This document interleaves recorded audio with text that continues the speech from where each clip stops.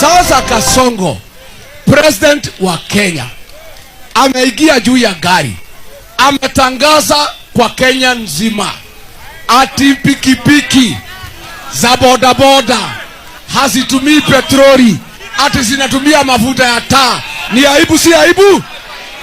Amechanganyikiwa, hajachanganyikiwa? Huyu Kasongo amechanganyikiwa, si ndio? Saa ile kimeumana, ameongeza mafuta, ameambiwa Wakenya wamekasirika. Mshauri wake mkuu anaitwa Oscar Sudi, mtu ya Saturday 2, si ndio?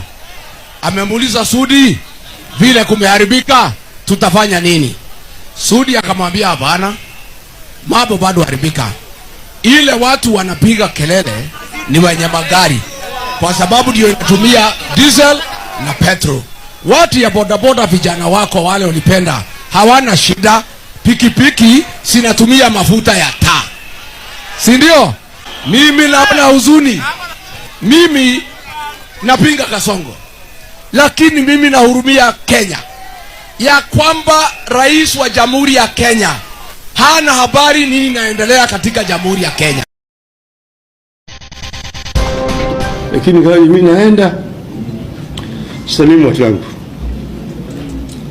salimu wa Kenya, mimi nakufa, lakini mimi nakufa kwa niaba ya Wakenya.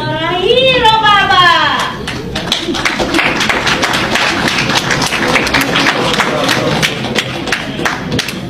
Kwa hivyo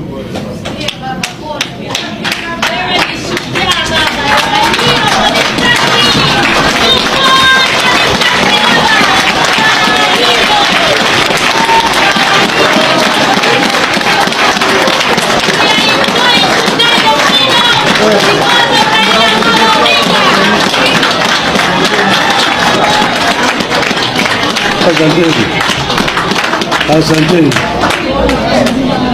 pole sana. Nakuwa na uchungu ukikumbuka mtu. Shauri yenu, you think you are going, I'm not going to work with Gachagua. I am declaring you, I am going to work with Rigathi Gachagua.